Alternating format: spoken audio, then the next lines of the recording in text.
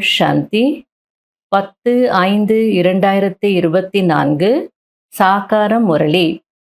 இன்று சிவ பகவான் கூறுகிறார், இனிமையான குழந்தைகளே, தந்தைக்கு சமமாக இரக்கமனம் உடையவர்களாக ஆகுங்கள். இரக்கமனமுடைய குழந்தைகள் அனைவரையும் துக்கத்திலிருந்து விடுவித்து தூய்மையற்றவர்களை தூய்மையாக்கும் சேவை செய்வார்கள். கேள்வி: முழு உலகத்தின் வேண்டுதல் என்ன? அதனை தந்தையை தவிர வேறு யாரும் நிறைவேற்ற முடியாது. பதில்: முழு உலகமும் அமைதி மற்றும் சுகம் கிடைக்க வேண்டும் என்று வேண்டுகிறது. அனைத்து குழந்தைகளின் கூக்குரலை கேட்டு தந்தை வந்திருக்கிறார்.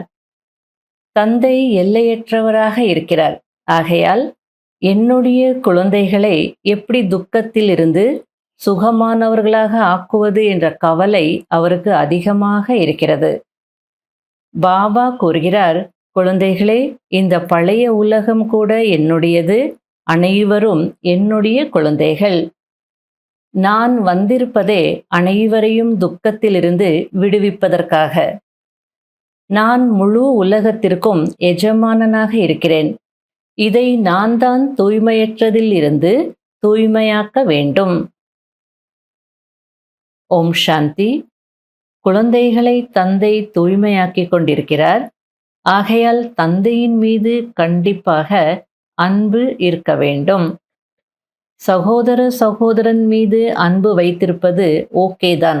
ஒரு தந்தையின் குழந்தைகள் அனைவரும் தங்களுக்குள் சகோதர சகோதரனாக இருக்கிறீர்கள். ஆனால் தூய்மையாக்கக்கூடியவர் ஒரே ஒரு தந்தைதான். எனவேதான் அனைத்து குழந்தைகளின் அன்பும் ஒரு தந்தையிடம் இருக்கிறது. தந்தை கூறுகிறார், குழந்தைகளே, என் ஒருவனை மட்டும் நினைவு செய்யுங்கள். மற்றபடி நீங்கள் சகோதர சகோதரன்தான். உங்களுக்குள் பாலும் சர்க்கரையும் போன்று கண்டிப்பாக இருப்பீர்கள்.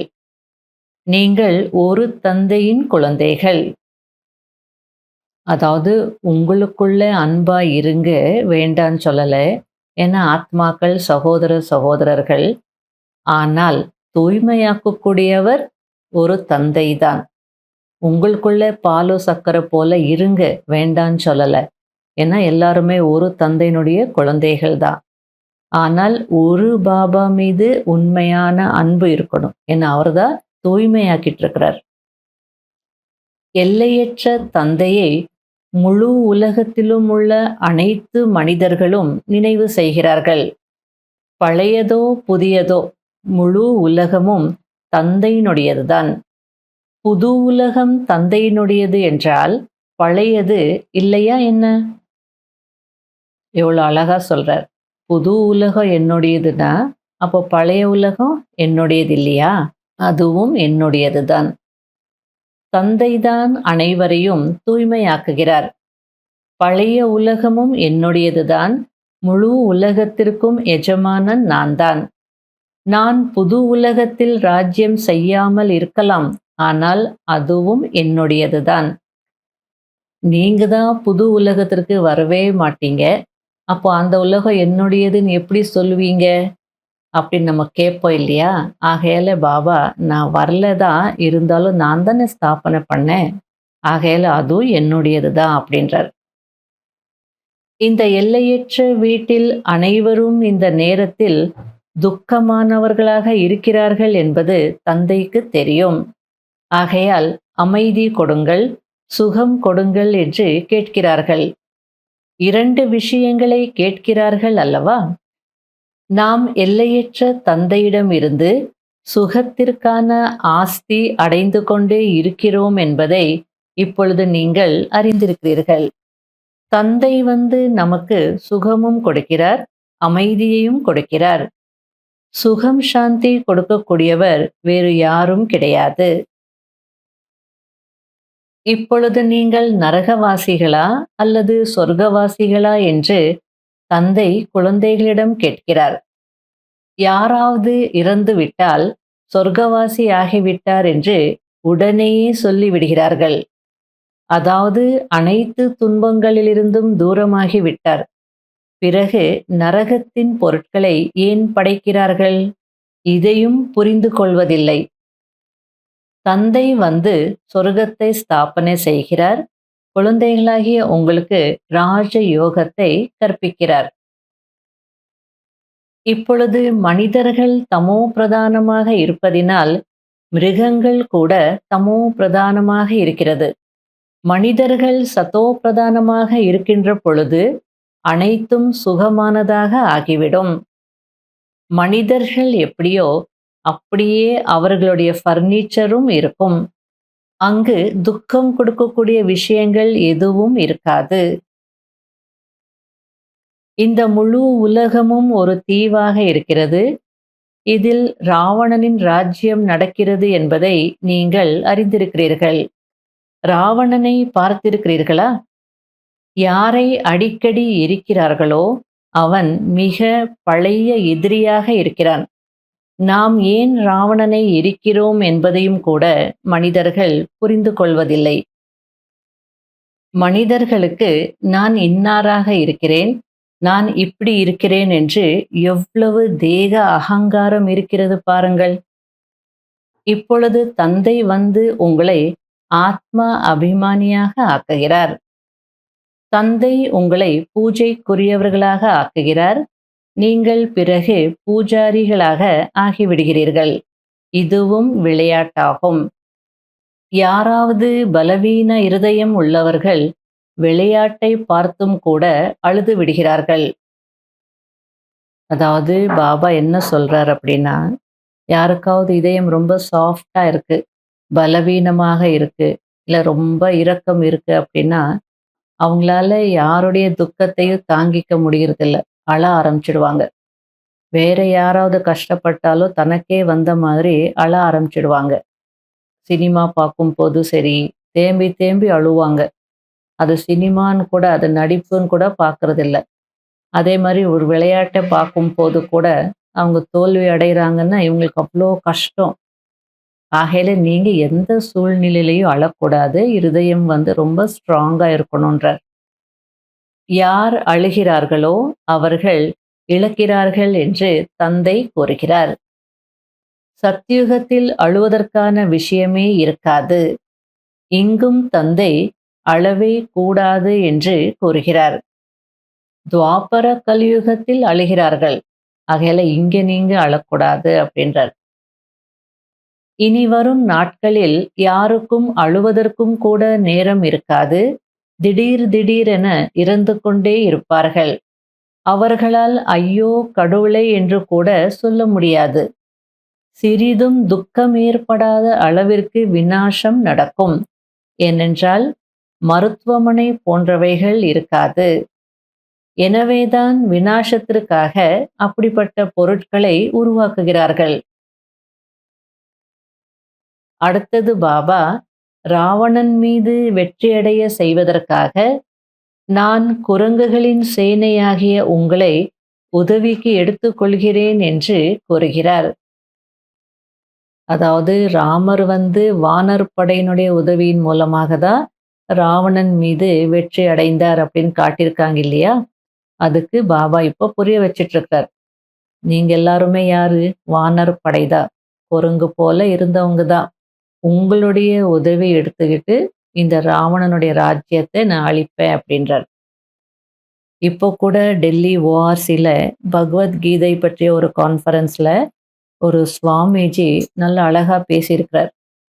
அவர் பேசும்போது சொல்றார், அயோத்தியாவில் ராமர் கோயிலை கட்டிட்டோம், ஆனால் ராவணனை அழிக்கல. ஆகையில ராமராஜ்யம் இன்னும் வரல. ராமர் கோவில் வந்திருக்கு, ஆனா ராமராஜ்யம் வரணும் அப்படின்னா 800 கோடி மனிதர்களுக்குள்ள இருக்கக்கூடிய ராவணனை அழித்தால்தான் இந்த பூமியில ராமராஜ்யம் வரும். ரொம்ப அழகா பேசியிருக்கிறார். ஏன்னா 800 கோடி மனிதர்களுக்குள்ளேயும் ராவணன் இருக்கிறான். ஆகையால அந்த ராவணனை அழிக்கும் போதுதான் இந்த உலகத்துல ராமராஜ்யம் வரும் அப்படின்றார். இப்பொழுது உங்களுக்கு ஸ்ரீமத் கிடைக்கிறது. நீங்கள் உயர்ந்தவர்களாக ஆகிறீர்கள். எவ்வளவு அதிசயமான வெற்றி தோல்வியின் எல்லையற்ற விளையாட்டாக இருக்கிறது. இந்த விளையாட்டை பற்றி தந்தைதான் புரிய வைக்கிறார். நல்லது. இனிமையிலும் இனிமையான காணாமல் போய் கண்டெடுக்கப்பட்ட செல்ல குழந்தைகளுக்கு மாத் பிதா பாப் தாதாவின் அன்பு நினைவுகள் மற்றும் காலை வணக்கம். ஆன்மீக குழந்தைகளுக்கு ஆன்மீக தந்தையின் நமஸ்காரம். கடைபிடிக்க வேண்டிய முக்கியமான சாராம்சம். முதல் பாயிண்ட், தந்தைக்கு சமமாக இரக்க மனமுடையவர்களாக ஆக வேண்டும். அனைவரையும் துக்கத்திலிருந்து விடுவித்து தூய்மையற்றவர்களை தூய்மையாக்கும் சேவை செய்ய வேண்டும். தூய்மையாகுவதற்கு ஒரு தந்தையிடம் மிகுந்த அன்பு இருக்க வேண்டும். இரண்டாவது பாயிண்ட், யார் அழுகிறார்களோ அவர்கள் இழக்கிறார்கள் என்று தந்தை கூறுகிறார். ஆகையால் எப்படிப்பட்ட சூழ்நிலையாக இருந்தாலும் நீங்கள் அழக்கூடாது. வரதானம். சுயராஜ்யத்தின் மூலம் தன்னுடைய துணைவர்களை சிநேகம் நிறைந்தவர்களாக உதவியாளர்களாக ஆக்கக்கூடிய மாஸ்டர் வள்ளல் ஆகுங்கள். ராஜா என்றால் வள்ளல். வள்ளல் ஆனவர் கொடுங்கள் என்று கேட்கவோ அல்லது வேண்ட வேண்டிய அவசியமோ இருக்காது. ஒவ்வொருவரும் ராஜாவுக்கு சுயம் அவர்களாகவே சிநேகத்தின் பரிசை கொடுப்பார்கள். நீங்களும் சுயத்தின் மீது ராஜ்யம் செய்யக்கூடிய ராஜாவாக ஆகுங்கள். அப்போது ஒவ்வொருவரும் உங்கள் முன்பு ஒத்துழைப்பு என்ற பரிசு கொடுப்பார்கள். யாருக்கு சுயத்தின் மீது ராஜ்யம் இருக்கிறதோ அவர்களுக்கு முன்பு லௌகீகத்தில் அல்லது அலௌகீகத்தில் துணையாக இருப்பவர்கள் சரி செய்கிறேன், சரி ஐயா, சரி தலைவா என்று கூறிக்கொண்டே சிநேகியாக உதவியாளராக ஆகிறார்கள். குடும்பத்தில் ஒருபோதும் அதிகாரம் செய்யக்கூடாது. தன்னுடைய கர்மேந்திரியங்களின் மீது அதிகாரம் செய்யுங்கள். அது உங்களுடைய அனைத்து துணைவர்களும் உங்களுக்கு சிநேகியாக உதவியாளர்களாக ஆகிவிடுவார்கள். எவ்வளவு ஆழமான கருத்துக்களை பாபா எவ்வளோ தெளிவா எவ்வளோ எளிமையா புரிய வச்சிட்டு இருக்கிறார். ஒரு ராஜா இருக்கிறார் அப்படின்னா அந்த ராஜ்யத்துல யாருக்கு என்ன கிடைக்கிறதோ முதல்ல கொண்டு வந்து ராஜா முன்னாடி வைப்பாங்க. அது சிநேகத்தின் பரிசாக அரசனு முன்னாடி கொண்டு வந்து வைப்பாங்க. அதே போல நீங்க ராஜாவாக இருந்தீங்க அப்படின்னா, சுயராஜ்ய அதிகாரியாக இருந்தீங்க அப்படின்னா, அப்போ உங்களுடைய துணைவர்கள் அப்படின்னா சென்டர்ல இருக்கிறீங்கன்னா யார் யார் சேவைக்கு துணையாக இருக்காங்களோ அவங்க, இல்லை லௌகீகத்தில் இருந்தீங்கன்னா குடும்பத்தில் யார் உங்கள் கூட இருக்கிறாங்களோ அவங்க, இல்லை ஒரு ஆஃபீஸ் அப்படின்னா கூட யார் வேலை செய்கிறாங்களோ அவங்க எல்லாருமே உங்கள் முன்பு ஒத்துழைப்பின் பரிசை கொடுப்பாங்க அப்படின்றார். அந்த வார்த்தைகள் பாருங்க. அங்கே ராஜாவுக்கு ஸ்நேகத்தின் பரிசு கொடுப்பாங்க. இங்கே நீங்கள் சுயராஜ்ய அதிகாரியாக இருந்தீங்க அப்படின்னா எல்லாரும் உங்களுக்கு ஒத்துழைப்பு கொடுப்பாங்க அப்படின்னு சொல்றார். ஆகையால குடும்பத்தில் ராஜாவாக இருக்க வேண்டாம். அப்படின்னா குடும்பத்தில் நீங்கள் உத்தரவு போடாதீங்க அல்லது அதிகாரம் செய்யாதீங்க. கர்மேந்திரியங்களின் மீது அதிகாரம் செய்யுங்க. அப்போ உங்களுடைய துணைவர்கள் உங்களுக்கு உதவியாளர்களாக ஆயிடுவாங்க அப்படின்றார். நீங்கள் என்ன சொன்னாலும் சரி நான் செய்கிறேன், இதோ வந்துட்டேன் அப்படின்னு சொல்லி சிநேகிகளாக உதவியாளர்களாக ஆயிடுவாங்க. ஸ்லோகன். அனைத்து பிராப்திகளின் சாதனங்கள் இருந்த போதிலும் உள்ளுணர்வு விடுபட்டதாக இருந்தது என்றால் அதைதான் வைராகிய உள்ளுணர்வு என்று சொல்வார்கள். அதாவது வைராகிய உள்ளுணர்வு அப்படின்னா என்னன்னு பாபா புரிய வச்சிட்டு இருக்கிறார். உங்களுக்கு எல்லா வசதிகள் இருக்கு, சாதனங்கள் இருக்கு, எல்லாத்தையும் நீங்க யூஸும் பண்ணிட்டு இருக்கீங்க. ஆனாலும் உள்ளுணர்வு எப்படி இருக்குன்னா விடுபட்டதாக இருக்கு. அப்படின்னா விடுபட்டு யூஸ் பண்றீங்க. இதுக்கு தான் வைராகிய உள்ளுணர்வு அப்படின்னு சொல்லுவாங்க. மற்றபடி எனக்கு வைராகியம் இருக்கு, ஆகையில நான் இது எதையும் தொடமாட்டேன், இது எதையும் யூஸ் பண்ண மாட்டேன் அப்படின்னு இருக்கக்கூடாது. யூஸ் பண்ணுங்க, முயற்சி செய்யுங்க, சேவை செய்யுங்க. ஆனா விடுபட்டவராக யூஸ் பண்ணுங்க அப்படின்றார். இன்றைய அவ்யக்த சமிகை, எல்லா புகழும் இந்த கடைசி ஷரீரத்திற்கு தான். ஏனென்றால் இந்த பழைய ஷரீரத்தின் மூலம்தான் ஜன்ம ஜன்மத்தின் ஆஸ்தி அடைந்து விட்டீர்கள். ஆகையால் ஆஹா, என்னுடைய பழைய ஷரீரம் என்னை தந்தையை சந்திப்பதற்கு நிமித்தமாக்கியது என்று குஷியாக சங்கல்பம் செய்யுங்கள்.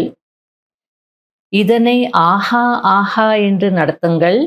அப்போது இந்த ஷரீரம் ஒருபோதும் தொந்தரவு செய்யாது.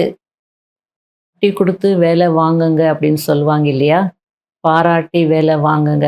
அதுபோல பாபா சொல்லி கொடுத்துட்ருக்கிறார். ஆஹா, என்னுடைய பழைய ஷரீரம், ஆஹா ஆஹா என்றே நடத்துங்க. அப்போ இந்த பழைய ஷரீரம் கூட உங்களுக்கு தொந்தரவு செய்யாது அப்படின்றார். உண்மையும் அதுதான். இந்த பழைய ஷரீரத்தில் தானே நம்ம பாபாவை சந்திச்சோம், அவ்யக்த பாலனை அடைஞ்சிட்டு இருக்கிறோம். ஆகையில எல்லா புகழும் இந்த கடைசி ஷரீரத்துக்கு தான் அப்படின்றார். ஓம் சாந்தி.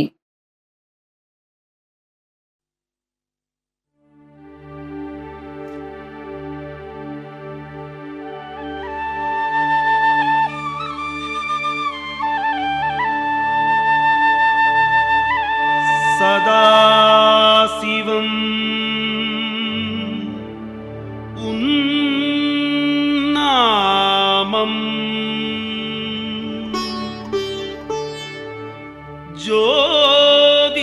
ஜோதிஸ்வரூபம் உன்ரூபம் பரந்தாமமே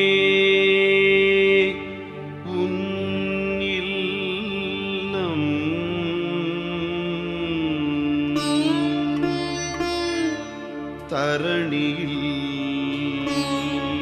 சங்கமம் காலம் சத்தியம் காப்பது தர்மம்.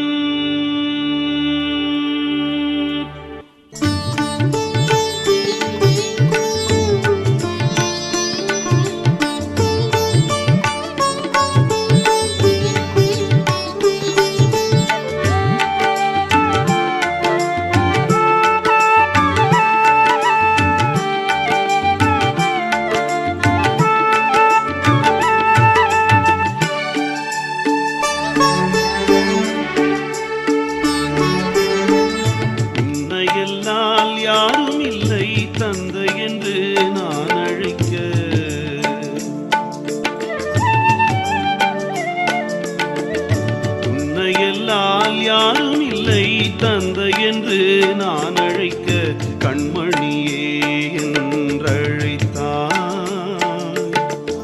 காலமெல்லாம் உன்னோடி இருப்பேன். உன்னையெல்லாம் யாரும் இல்லை தந்தை என்று நான் அழைக்க கண்மணியே என்றழைத்தாய். காலமெல்லாம் உன்னோடி இருப்பேன்.